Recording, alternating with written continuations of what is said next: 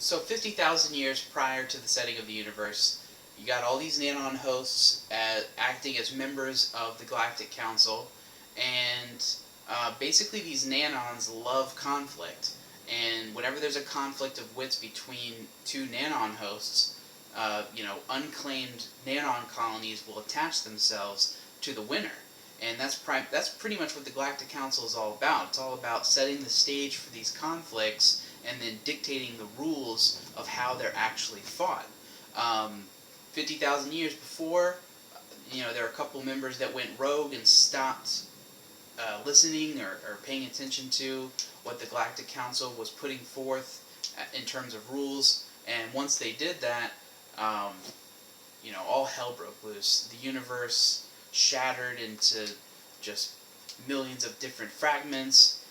Nanons went crazy, their hosts went crazy, and the resultant universe that you have left with 50,000 years after the fact is parts that were able to rebuild and reestablish themselves, and then parts that weren't.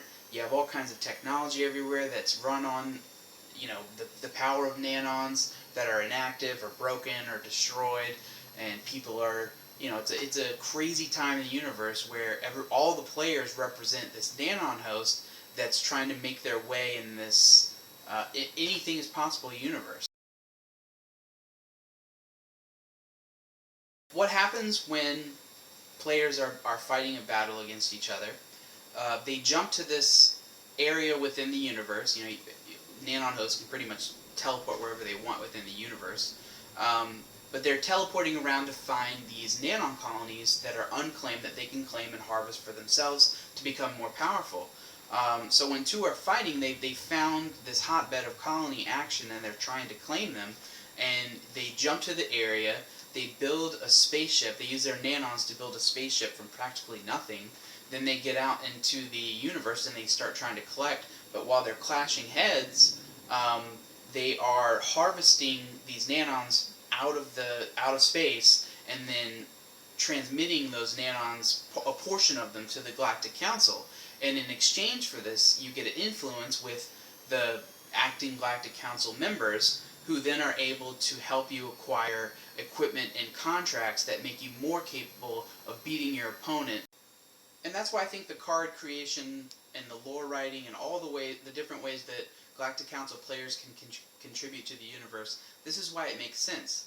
That's what the Galactic Council's purpose is. Its purpose is to oversee and referee the fights that are happening between its members. So when you're voting on a card, whether you like it or not, or when you're making one of your own, it's like you're performing one of your council duties of helping the body determine or shape the ways that these conflicts take place. You may be wondering where your contribution is going to end up, and you can check here on this Kickstarter page. You can see exactly the detailed list of improvements that I'm planning on making.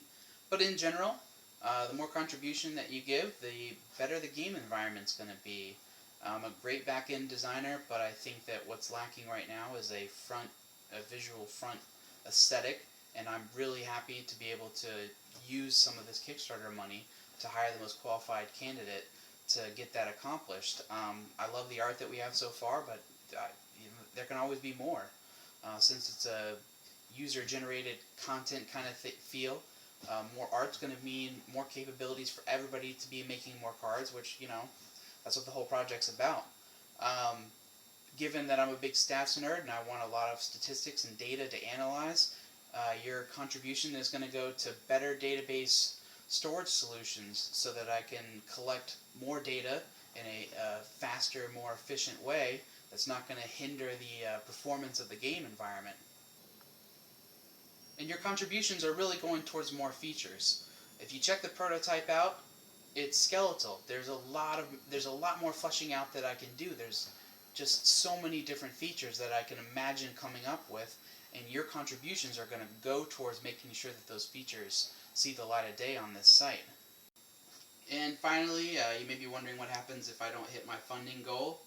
And unfortunately, it'll just mean that my full-time focus on this project will have to be scaled back. I've blown through my savings to bring the project to where it's at right now. I'm very happy with it.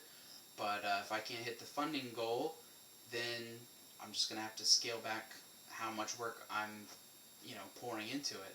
And basically what that means for everybody is that the timetable for delivery will be severely impacted.